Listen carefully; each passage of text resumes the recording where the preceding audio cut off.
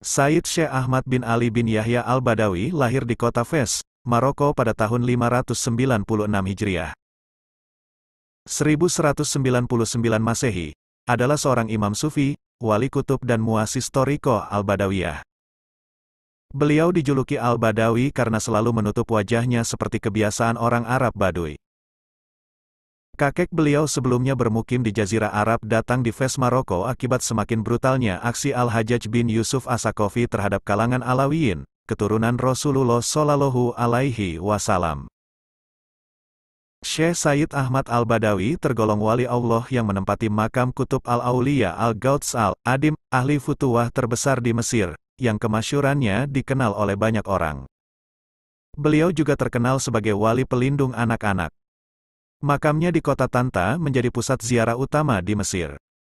Diyakini, Allah yang Maha Tinggi mengabulkan doa-doa dari mereka yang berziarah di makamnya, lantaran berkah dan karomah wali Allah ini. Perayaan Maulid Syekh Ahmad al-Badawi senantiasa dihadiri oleh setidaknya 2 juta orang. Syekh Ahmad Badawi adalah muassis tarekat Badawiyah. Gelarnya banyak sekali, mencapai 29 buah gelar, diantaranya adalah Syihabuddin, Al-Aqtab, Abul Fitiyah, Syekhul Arabi, Qutbun Nabawi, Sohibul Barokat wal Karomat, dan lain sebagainya.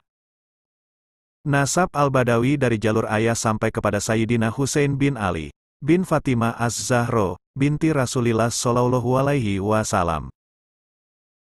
Berdasarkan kesepakatan ulama nasab, dan ahli sejarah, menurut penulis terkenal Muslim Sayyid Muhammad Al-Murtado Zabidi, wafat 1205 Hijriah.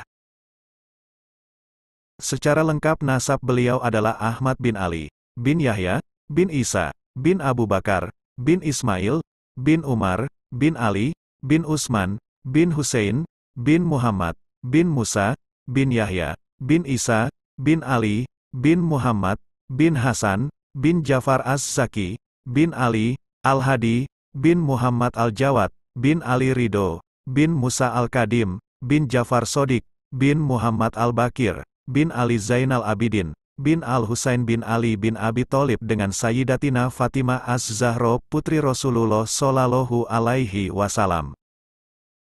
Sayyid Ahmad al-Badawi adalah bungsu dari 7 anak dari Sayyid Ali radhiyallahu anhu. Saudara kandungnya Al-Hasan, yang tertua, Muhammad, Fatimah, Zainab, Ruqayyah, dan Fidah. Ketika Syekh Ahmad Badawi berusia 7 tahun, sang ayah mendengar perintah Tuhan lewat mimpinya untuk pindah ke Mekah. Selama di Mekah ini Syekh Ahmad Badawi yang usianya masih sekitar 12 tahun memperdalam ilmu agamanya, dan berhasil menghafal Al-Quran dan menguasai 7 cara qiraat sab'ah. Beliau mendalami fikih mazhab Imam Syafi'i. Beliau hijrah ke Mekah, tahun 603 1206 M, di mana perjalanan ke sana memakan waktu 4 tahun. 3 tahun diantaranya beliau bermukim di Mesir. Di Mekah berdasarkan sumber-sumber dari kalangan Sufiyah, beliau selalu beristiqomah melakukan tawaf semenjak kecil. Setelah itu beliau masuk ke sebuah gua di Gunung Abil Kubais untuk melakukan ibadah. Amalan ini beliau lakukan hingga beliau berumur 38 tahun saat beliau melakukan safar ke Irak, bersama kakak kandungnya, Hasan. Saat di Mekah ini keluarga Syekh Ahmad Badawi kedatangan seorang tamu misterius. Lelaki misterius ini, yang belum pernah bertemu Syekh Ahmad Badawi, mengemukakan detail ciri-ciri, tanda-tanda, dan kepribadian Syekh Badawi, dan bahkan mengutarakan berbagai kelebihannya dan kedudukannya di masa depan. Menurut lelaki itu, aku bermimpi bertemu Rasulullah Shallallahu Alaihi Wasallam, yang memberitahuku bahwa Syekh Ahmad Badawi akan dikaruniai sebaik-baik ahwal, keadaan spiritual, dan darinya akan lahir banyak sebaik-baik rijal Allah, yakni wali-wali Allah. Bahkan lelaki misterius ini mengatakan bahwa Syekh Ahmad Badawi akan selalu menutup mukanya. Gelar Badawi ini dikarenakan kebiasaannya menutup muka, seperti kebiasaan orang-orang Baduy, atau Batwi dalam bahasa Arab. Sejak masih remaja Syekh Ahmad Badawi menunjukkan kemahirannya dalam menunggang kuda dan memainkan pedang. Pada periode ini pula beliau sudah tertarik dengan ajaran tasawuf. Guru pertamanya adalah Syekh Abdul Jalil bin Abdurrahman An-Naisaburi. Beliau juga mendapat ijazah tarekat dari Syekh Al-Biri Al-Iraqi, seorang mursyid tarekat Rifaiyah. Sesudah beberapa waktu mendalami tasawuf, beliau lebih suka menyendiri dan berkholwat. Riyadah dan mujahadahnya tergolong luar biasa. Menurut satu riwayat beliau pernah 40 hari berpuasa tanpa putus. Selama riyadah beliau tak pernah bicara dengan orang, dan kalau bertemu orang beliau menggunakan bahasa isyarat. Seluruh tarikan nafasnya diisi dengan zikir dan solawat. Beliau juga sering berkholwat di Jabal Abu Kubais. Beliau juga tak pernah melepaskan tutup wajahnya. Ini disebabkan beliau dikaruniai oleh cahaya ilahiyah yang amat terang, sehingga bahkan mata dan wajahnya memancarkan cahaya. Pada suatu malam pada bulan Syawal 633 H, beliau dikunjungi oleh Ruh Sultan Al-Auliya Syekh Abdul Qadir Al-Jilani dan Syekh Ahmad Rifai. Kedua wali Allah Agung itu menyuruh Syekh Ahmad Badawi pergi ke Irak untuk menziarahi makam mereka dan juga makam wali-wali lain. Kemudian bersama kakaknya, Syekh Hasan, beliau berangkat menuju ke Irak. Syekh Ahmad Badawi menyempatkan diri berziarah ke Imam Musa Al-Kazim, salah seorang leluhurnya. Selama perjalanan ziarah ini beliau mengalami banyak penyingkapan ilahiyah dan anugerah berbagai ilmu rahasia ilahi yang tiada putus-putusnya. Syekh Abdul Qadir Al-Jilani dan Syekh Ahmad Rifai akhirnya langsung menyambut beliau di alam arwah. Kedua wali agung itu menawarkan kepada beliau kunci-kunci kerajaan spiritual di Irak, Yaman, Rum, Turki, dan juga kunci kerajaan ruhani timur dan barat, karena keduanya lah yang memegang kunci-kunci itu. Namun Syekh Badawi menolaknya karena beliau akan mengambilnya langsung dari pemilik segala kunci, Al-Fatah, yakni Allah Subhanahu wa Ta'ala. Penolakan ini bukan lantaran ketidaksopanan atau penentangan, tetapi karena pada saat itu Syekh Ahmad Badawi mengalami jazab, tenggelam dalam kemabukan ilahi sehingga beliau hanya menyaksikan Allah dengan segala keagungan dan keindahannya. Selepas melakukan perjalanan ziarah ke makam-makam wali Allah, Sayyid Ahmad Badawi dan Sayyid Hasan, kakak Syekh Ahmad Badawi, sempat diganggu dan diserang oleh para ahli sihir dan tenung. Tetapi berkat pertolongan Allah melalui kekuatan spiritualnya semua gangguan itu bisa diatasi. Syekh Ahmad Badawi kemudian menuju ke Umi Abidah, daerah asal Syekh Ahmad Rifai. Setelah dari sini Syekh Hasan pulang ke Mekah, sedangkan Syekh Ahmad Badawi melanjutkan ziarah ke makam Syekh Adi bin Musafir Al-Hakari, pendiri tarekat Adawiyah. Sesudah itu barulah beliau kembali ke Mekah. Kembali di Makkah Al-Mukarramah, Sayyid Ahmad Al-Badawi, radhiyallahu anhu, melaporkan kepada saudaranya Sayyid Al-Hasan, radhiyallahu anhu, pada penawaran dari kunci kekerajaan rohani oleh dua kutub spiritual Syekh Abdul Qadir Al-Jilani, radhiyallahu anhu, dan Al-Syekh Ahmad Al-Rifai, radhiyallahu anhu. Sayyid Al-Hasan, radhiyallahu anhu, kepada adiknya, sesungguhnya, mengundang orang ke jalan Allah adalah kunci untuk kebaikan. Apa Syekh Abdul Qadir Al-Jilani, radhiyallahu anhu, dan Al-Syekh Ahmad Al-Rifai, radhiyallahu anhu, yang ingin adalah bahwa Anda mengikuti jalan mereka dalam mengundang orang kepada Allah dan jalan mereka adalah tidak lain daripada mengikuti Quran dan Sunnah. Ini adalah jalan yang benar, tarikah, dalam Islam. Sayyid Ahmad Al-Badawi, radhiyallahu anhu, sependapat dengan dan menghargai penjelasan yang diberikan oleh kakaknya Al-Sayyid Al-Hasan, radhiyallahu anhu. Dia memiliki hati yang berani. Ketika karunia ilahi datang kepadanya, dia tenggelam dalam penyerapan lengkap kepada Allah, hidupnya sepenuhnya berubah. Ia diasingkan orang-orang. Diadakan untuk diam, dan berkomunikasi hanya melalui gerakan. Dalam tidurnya ia melihat 3 kali seseorang berkata, "Berdirilah dan pergi ke tempat matahari terbit. Jika Anda mencapai sana, lalu pergi ke tempat matahari terbenam. Kemudian perjalanan ke Tanta, karena pasti ini adalah tempat Anda, hai orang muda." Ini dalam bulan Syawal, 633 Hijriah. Dia pergi ke Irak di mana dia disambut oleh Syekh, baik yang masih hidup dan yang sudah wafat. Dia mengambil pada Horko diberkati Sufi melalui izin dari Syekh Bari, radhiyallahu anhu, yang diterima dari Naim Al-Baghdadi, radhiyallahu anhu, yang pada gilirannya menerima dari Syekh Ahmad Al-Rafai, radhiyallahu anhu, semoga Allah senang dengan mereka semua. Setelah mencapai Tanta, Sayyid Ahmad Al-Badawi, radhiyallahu anhu, tinggal di rumah seorang pedagang dengan nama Rukain, juga dikenal sebagai Ruknuddin Suhaid. Sayyid Ahmad Al-Badawi, radhiyallahu anhu, diterima dengan sangat baik di Tanta. Banyak orang datang mengunjunginya, karena mereka diuntungkan dari kehadiran dan ajarannya, dan juga dari barakah yang mengalir melalui dia. Dilaporkan bahwa Al-Sayyid Ahmad Al-Badawi, radhiyallahu anhu, pernah berkata, "The spiritual orang miskin, Al-Fuqara, adalah seperti buah zaitun, antara mereka adalah orang-orang besar dan di antara mereka adalah orang-orang kecil. Untuk mereka yang tidak memiliki minyak, aku akan menjadi minyaknya. Aku akan membantu mereka dalam semua urusan mereka dan saya juga akan membantu mereka mengatasi kesulitan mereka. Tidak pada upaya sendiri dan kekuatan, tetapi melalui barakah Nabi, semoga Allah pancurkan berkat dan damai atas dia dan anggota keluarganya." Di Irak beliau menziarahi berbagai kota tempat bermukim atau bersemayamnya para ulama, di antaranya ke kota Syekh Ahmad bin Ali Ar-Rifai, pusat Tarikah Rifaiyah. Juga ke makam Syekh Abdul Qadir Al-Jilani, kemudian ke makam Syekh Adi bin Musafir Al-Hikari muassis Tarikah Al-Adawiyah. Ketika Al-Badawi berada di sebuah desa dekat Mosul, terjadi perselisihan antara dirinya dengan seorang wanita bernama Fatimah. Wanita ini cantik dan kaya. Tetapi ia senang membuat lelaki jatuh cinta kepadanya. Demikian pula ia lakukan hal itu kepada Al-Badawi, tetapi ia tidak mampu, hingga ia merayu Al-Badawi untuk mengawininya. Di akhir cerita si wanita bertaubat di tangan Al-Badawi. Sekembali dari Irak pada tahun 635 Al-Badawi mempunyai kebiasaan yang tidak pernah terlihat sebelumnya.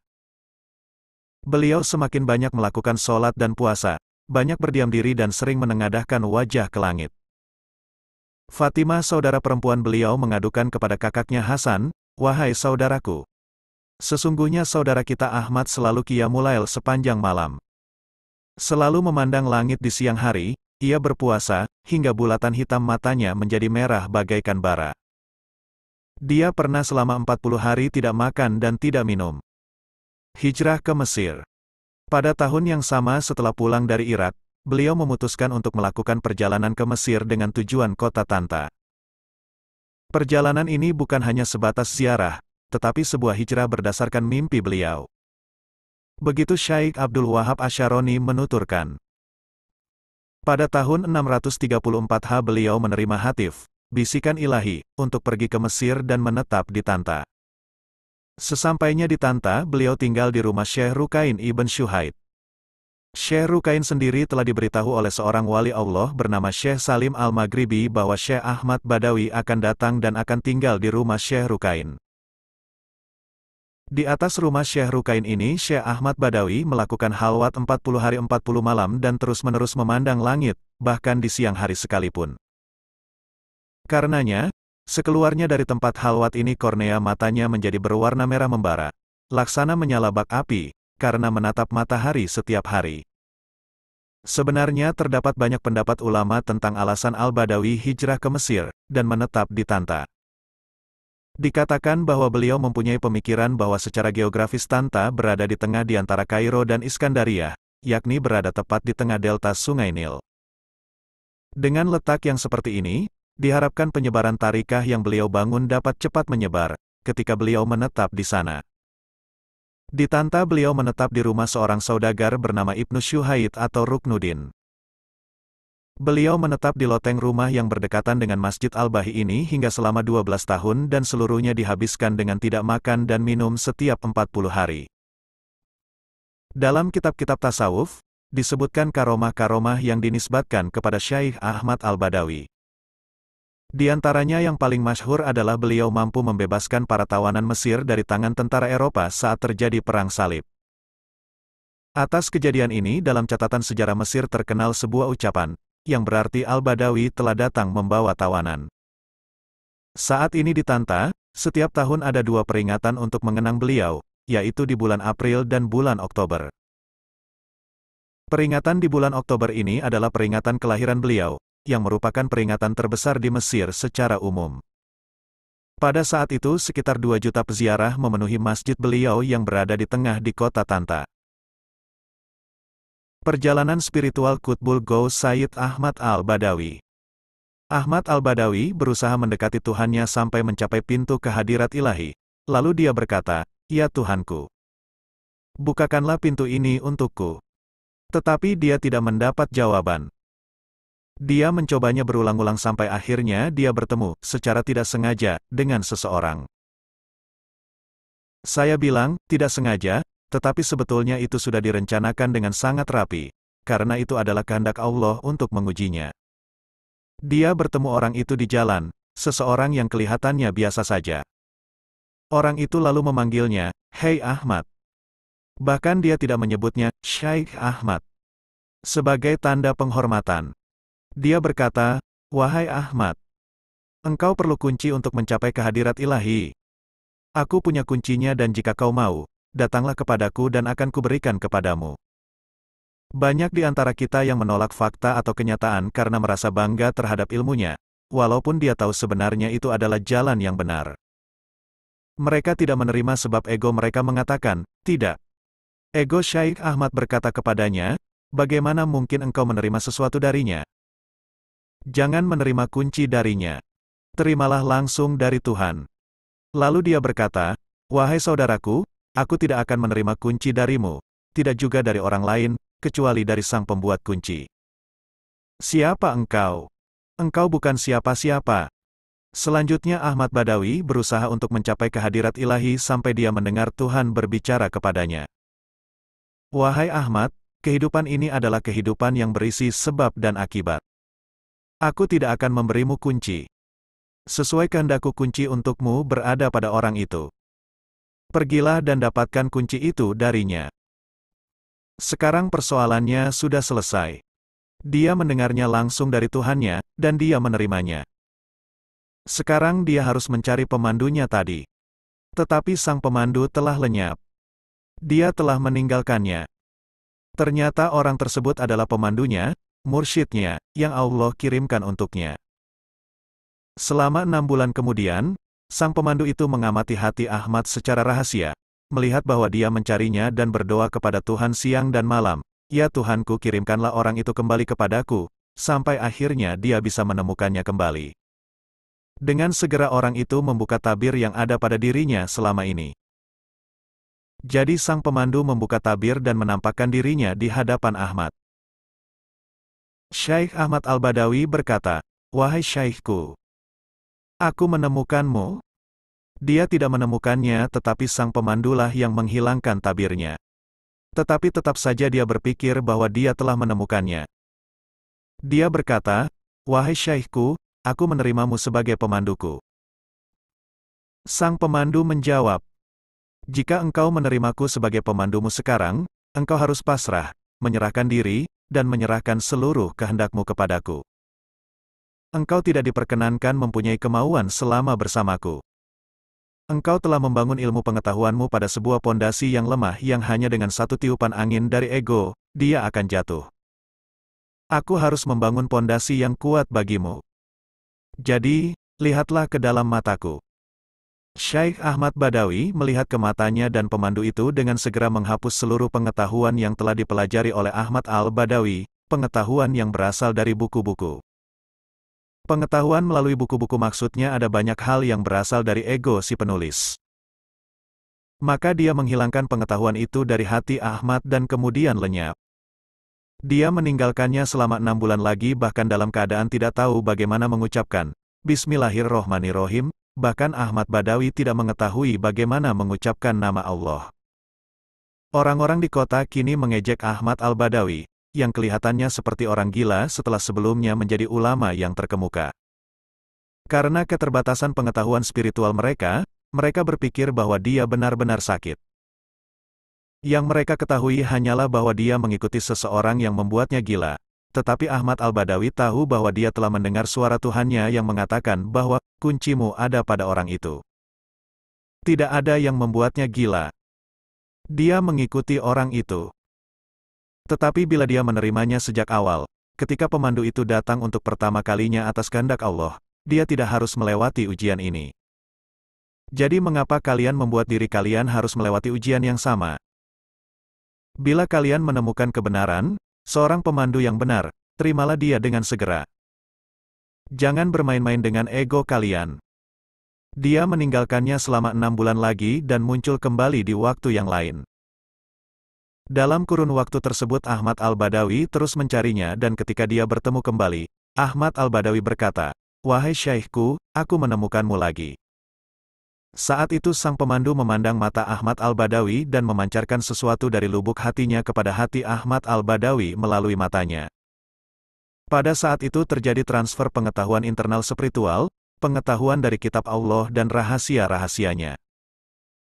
Pemandu itu melakukannya 3 kali sampai mata Ahmad Al-Badawi memancarkan sinar yang begitu kuat bahkan orang tidak akan kuat melihat matanya. Oleh sebab itu dia menutup wajahnya dengan cadar. Saat itulah dia bisa memasuki kehadirat ilahi dan dia menerima kuncinya. Tanpa bantuan pemandu sejati, mursyid kamil, kalian tidak akan bisa mencapai kehadiratnya. Dialah yang akan membukakan pintu bagimu kemanapun kalian akan pergi. Ahmad Al-Badawi adalah seorang ulama besar yang mengetahui banyak hal. Dia bangga dengan pengetahuannya itu dan tidak mau menerima pelajaran dari orang lain. Dia hanya mau mengambil langsung dari posisi yang maha tinggi. Dia tidak melihat ada yang lebih tinggi darinya kecuali Tuhan. Bagaimana mungkin dia akan mengambil pelajaran dari orang lain? Berarti tidak ada sifat rendah hati pada dirinya.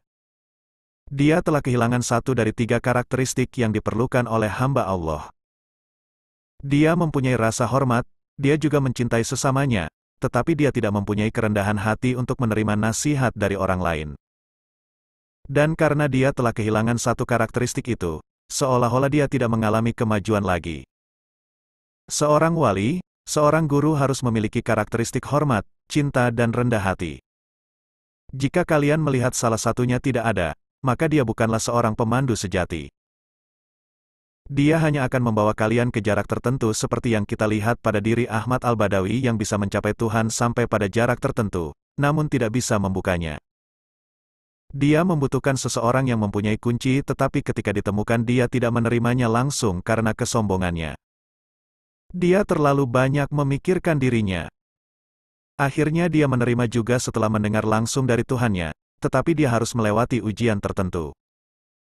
Jika pada mulanya dia langsung menerimanya tanpa melalui rasa bangga terhadap dirinya, pintu itu segera terbuka baginya tanpa harus melewati ujian selama 2 tahun. Bila kalian menemukan seorang pemandu dan hatimu merasa senang dengan kehadirannya, jangan dengarkan egomu. Katakan kepada ego, kau salah. Apa ruginya jika aku menerimanya sebagai guru? Kalian tidak akan kehilangan apapun. Bila kalian menunjukkan sifat rendah hati, ini cukup bagi Allah untuk menaikkan kalian. Jika saya datang dan mengatakan, si Anu dan si Anu adalah syaikh saya, dan saya telah berbaiat dengannya. Apa salahnya? Saya menerimanya dan saya menunjukkan kerendahan hati, Allah akan menaikkan saya. Mempunyai sifat rendah hati adalah sangat penting. Jika kalian bersifat rendah hati, kalian akan menerima semua orang sebab setiap orang dapat menjadi pemandu bagimu. Ada sebuah peribahasa di Turki yang berupa pertanyaan kepada seseorang yang baik, dari mana engkau belajar perilaku yang sempurna dalam masyarakat? Jawabnya, dari orang-orang yang bersalah. Aku mengamatinya, melihat kesalahan yang mereka lakukan lalu aku menghindarinya. Jadi aku bisa memperbaiki diriku lewat kesalahan orang lain. Jika kalian bisa menerima semua orang sebagai pemandu kalian, bahkan seorang yang jahat pun dapat memandumu. Dengan mengamati dan melihat kesalahan yang dilakukannya, maka kalian berhenti, dan tidak mau melakukan kesalahan yang sudah dilihat. Kebanyakan orang malah kesalahannya sendiri pun terus diulang-ulang. Bagaimana bisa menjadikan kesalahan orang lain untuk tidak melakukannya? Karomah Sayyid Syekh Ahmad Al-Badawi.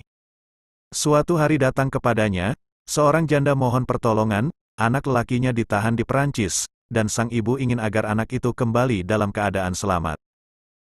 Oleh Sayyidi Ahmad Al-Badawi, janda itu disuruhnya untuk pulang, dan berkata Sayyidi, insya Allah anak ibu sudah berada di rumah.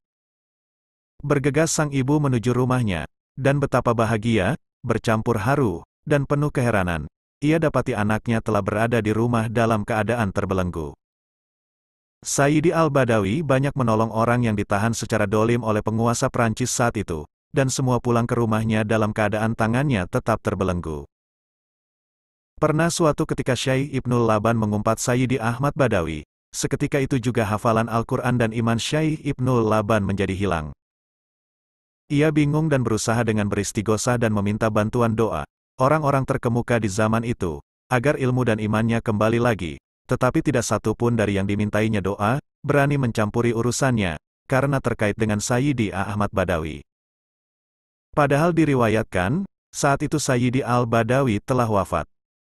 Orang terkemuka yang dimintainya doa, hanya berani memberi saran kepada Syekh Ibnul Laban, agar dia menghadap Syekh Yaqut Al-Arsy, waliullah terkemuka pada saat itu, dan Khalifah Sayyidi Abil Hasan Asyadili. Ibnu Laban segera menemui Syekh Yaqut dan minta pertolongannya, dalam urusannya dengan Sayyidi Ahmad Al-Badawi. Setelah dimintai pertolongan oleh Syekh Ibnul Laban, Syekh Yaqut Arsy berangkat menuju ke makam Sayyidi Al-Badawi dan berkata, "Wahai guru, hendaklah Tuan memberi maaf kepada orang ini." Dari dalam makamnya, terdengar jawaban, "Apakah kamu berkehendak untuk mengembalikan tandanya orang miskin itu?" "Ya sudah, tapi dengan syarat ia mau bertaubat." Syekh Ibnul Laban pun akhirnya bertaubat, dan tidak lama kemudian kembalilah ilmu dan imannya seperti sedia kala dan ia juga mengakui kewalian Syekh Yaqut, karena peristiwa tersebut. Ia kemudian dinikahkan dengan putrinya Syekh Yaqut. Diambil dari kitab Al-Jami. Syekh Muhammad Asyanawi menceritakan, bahwa pada waktu itu ada orang yang tidak mau menghadiri dan bahkan mengingkari peringatan maulidnya Syekh Ahmad Badawi, maka seketika hilanglah iman orang itu dan menjadi merasa tidak senang terhadap agama Islam. Orang itu kemudian berziarah ke makamnya Sayyid Badawi untuk minta tolong dan memohon maaf atas kesalahannya. Kemudian terdengarlah suara Sayyidi Badawi dari dalam kubur, "Iya, saya maafkan, tapi jangan berbuat lagi." "Naam, iya," jawab orang itu, spontan imannya kembali lagi. Beliau lalu meneruskan ucapannya, "Apa sebabnya kamu mengingkari kami semua?" Dijawabnya, "Karena di dalam acara itu banyak orang laki-laki dan perempuan bercampur baur menjadi satu, tanpa ada garis pembatas." Sayyidi Badawi lalu mengatakan, "Di tempat tawaf sana, di mana banyak orang yang menunaikan ibadah haji di sekitar Ka'bah, mereka juga bercampur laki-laki dan perempuan, kenapa tidak ada yang melarang? Demi mulianya Tuhanku, orang-orang yang ada untuk menghadiri acara maulidku ini tidaklah ada yang menjalankan dosa kecuali pasti mau bertaubat dan akan bagus taubatnya. Hewan-hewan di hutan dan ikan-ikan di laut, semua itu dapat aku pelihara dan kulindungi di antara satu dengan lainnya sehingga menjadi aman dengan izin Allah. Lalu, apakah kiranya Allah Ta'ala tidak akan memberi aku kekuatan untuk mampu menjaga dan memelihara keamanannya orang-orang yang menghadiri acara maulidku itu?" Suatu ketika Syekh Ibnu Dakikil berkumpul dengan Sayyidi Badawi, dan ia bertanya kepada beliau, "Mengapa engkau tidak pernah sholat?" Yang demikian itu bukanlah perjalanannya para syalihin. Lalu beliau menjawab, "Diam kamu. Kalau tidak mau diam aku hamburkan dakikmu." Dan ditendanglah Syekh Dakikil oleh beliau hingga berada di suatu pulau yang luas dalam kondisi tidak sadarkan diri. Setelah sadar, ia pun termangu karena merasa asing dengan pulau tersebut. Dalam kebingungannya, datanglah seorang lelaki menghampirinya dan memberi nasihat agar jangan mengganggu orang Taib Al-Badawi, "Dan sekarang kamu berjalanlah menuju kubah yang terlihat itu. Nanti jika sudah tiba di sana kau berhentilah di depan pintu hingga menunggu waktu Asyar dan ikutlah salat berjamaah di belakangnya imam tersebut, sebab nanti Ahmad Badawi akan ikut di dalamnya. Setelah bertemu dia ucapkanlah salam, peganglah lengan bajunya dan mohonlah ampun atas ucapanmu tadi." Ia menuruti kata-kata orang itu yang tidak lain adalah Nabiullah Khidir.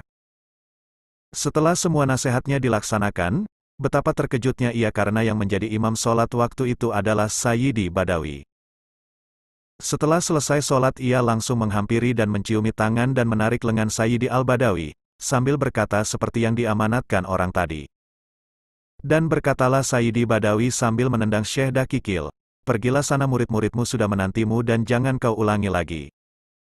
Seketika itu juga ia sudah sampai di rumahnya dan murid-muridnya telah menunggu kedatangan Syekh Dakikil. Dijelaskan bahwa yang menjadi makmum sholat berjamaah dengan Sayyidi Badawi pada kejadian itu adalah para wali. Syekh Imam Al-Munawi berkata, ada seorang syekh yang setiap akan bepergian selalu berziarah di makamnya Syekh Ahmad Al-Badawi untuk minta izin.